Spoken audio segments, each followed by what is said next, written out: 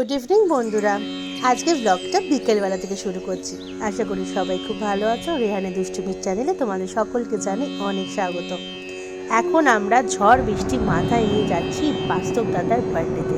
হ্যাঁ, তোমাদের ছোট্ট কুটুসের বাস্তব দাদার আজকে জন্মদিন, তো তাই জন্য আমরা চলে যাচ্ছি বাস্তব দাদার বাড়িতে।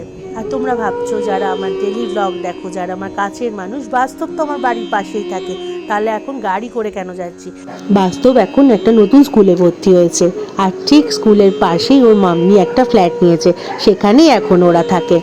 আর বাস্তব এখন এত দূরে থাকে বলে আমাদের সবার মন খারাপ, কারণ আমরা সবাই বাস্তবকে প্রচণ্ড ভালোবাসি। আর বিশেষ করে কুটুসের একটা দারুণ খেলার সাথী ছিল, সেও কিন্তু অনেকটা দূরে চলে এসছে। এটার জন্য বিশেষ করে আমার খুব মন খারাপ। এখন আমরা চলে এসেছি।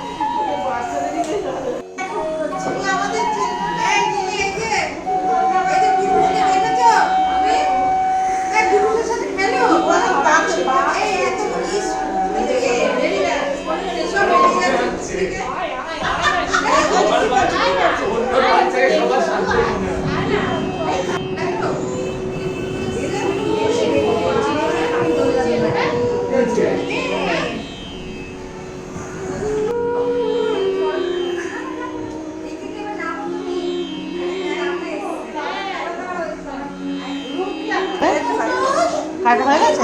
ও করছে করছে। আমি বললাম চলো দিদির ওপরে একটু, আমরা তো বেরিয়ে যাব, বললাম না আসলে কি করা যাবে। আমরা অনেকটা লেট করে এসেছি, আর দিব্যা দিদি কেক বানিয়েছিল আগের বছর বার্থডেতেও। বাস্তবের জন্মদিনের কেকটা দিব্যা দিদি নিজের হাতেই বানিয়েছিল। দিব্যা দিদি মানে বাস্তবের মায়ের কথা বলছি। আর কেক কাটিংয়ের সময় আসতে পারিনি, তো এখন এসে আমাদের কেক আর আইসক্রিম দিয়েছিল। আর আমরা বেশিক্ষণ থাকতেও পারিনি, কারণ এখান থেকে আমাদের আরেকটা জায়গায় যাওয়ার কথা ছিল, তাই জন্য শুধু বাস্তবের সাথে একটু দেখা করার জন্য কিন্তু এসছি, বিশেষ করে ওর বার্থডে বলে কথা। এই বেবিটা আর কুটুস সেম এজ। আমি প্রথমে ভেবেছিলাম যে বেবিটা হয়তো কুটুসের থেকে অনেকটা ছোট, তারপরে দেখলাম কি সুন্দর কুটুসের সাথে হেঁটে খেলে বেড়াচ্ছে।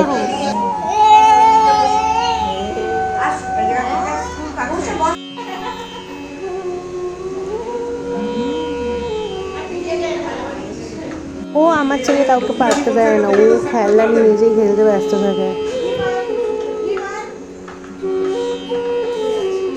আরে আমার তো ভয় করছে ওইটা দিয়ে না ওকে মেরে দেয়, বারবার ধরে ওকে মারতে যাচ্ছে।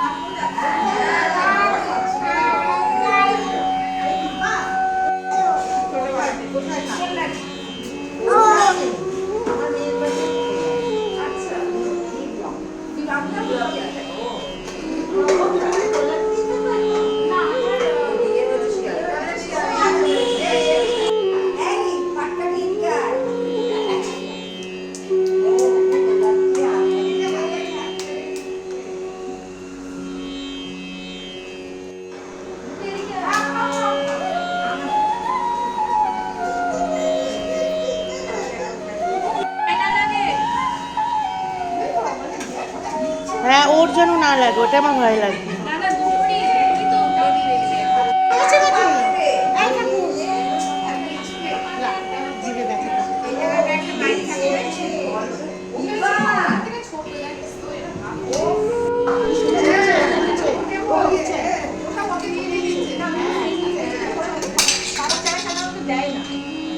না দেয় না, ওকে তো দিচ্ছে, ওকে নিয়ে গিয়ে।